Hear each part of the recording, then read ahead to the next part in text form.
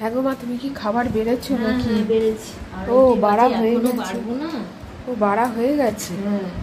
হ্যাঁ চলো এবার তাহলে দেখাতে থাকো বন্ধুদের কি কি রান্না করেছো আজকে। লাল শাকের তরকারি করেছি বড়ি আর ছোলা দিয়ে। লাল শাকটা একটু কম ছিল, ওই জন্য কুমড়ো বেগুন আলু দিয়ে করেছি। আর এখানে ডিমের একটু তরকারি করেছি খালি আলু দিয়ে, মানে ডিমের ডালনা যাকে বলে একটু ঘন ঘনই করেছি। 3টে পদ আছে তো।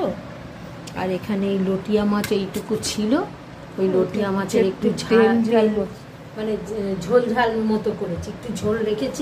এই দেখ তুই বলছিলি ঝোল রেখেছি, এই দেখ বসে গেছে দেখলি। হ্যাঁ সব টেনে নিয়েছি। এই হচ্ছে যা বাজার ছিল তাই করেছি। হ্যাঁ আর কি করবো, বাজারে একটু যাওয়ার উপায় নেই।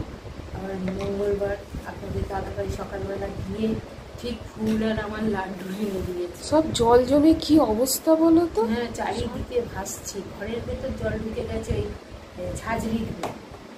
তাহলে আমাদের ঘরে জল ঢোকে না। এত বৃষ্টি পুরো ভিজে গেছে, এই ভেসে গেছে। উঠোন থেকেই জলটা বারান্দায় এসছে একটুখানি। সকালে উঠে দেখি মানে বারান্দাটা থই থই করছে। সেই সব আবার পরিষ্কার করা এগুলো করতে গিয়ে আর রাস্তার জল নোংরা, হ্যাঁ ওই সব পরিষ্কার করতে গিয়ে আরো এতটা বেলা হয়ে গেল। আজকের যা বৃষ্টি, কালকে রাত্রিরে সবার ঘরেই মোটামুটি জল ঢুকে গেছে। সব জায়গায় বৃষ্টিটা হয়েছে, প্রচুর বৃষ্টি হয়েছে। দাদার বৌমা আসানসোলে থাকে, সেখান দিয়ে ফোন করছে যে ওখানেও জল হয়েছে, বৃষ্টি হয়েছে, জল জমে গেছে সব জায়গায়। নিয়ালপুর সব ভেসে গেছে, দাদা বলবে পরে কোটিপতিদের জায়গাও ভেসে গেছে। ওদের রেতে বোধহয় জল ঢুকে গেছে, বলা যায় যা বৃষ্টি। লাল শাকের তরকারিটা খেয়ে দেখো,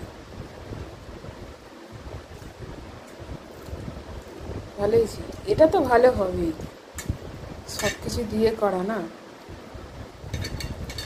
মানে সত্যি কথা বলতে নেই বন্ধুরা, আমার রান্না মানে আমি বলে না, মানে যে খাই সেই খেতে পারে, সেটা জানি না ভালো লাগে হয়তো, সেটা হচ্ছে ব্যাপার। থাক আবার পরে খাবি, এখন সব তুমি খেতে আরম্ভ করলে সব এখন খেয়ে উঠে যাবে পরে। ঠিক আছে চলো তাহলে রাখছি। আসবো আবার একটা নতুন ভিডিও নিয়ে। আপনারা সবাই সঙ্গে থাকবেন, সাথে থাকবেন। সবাইকে দুপুরের টাটা। সবাই সুস্থ থাকবেন, ভালো থাকবেন।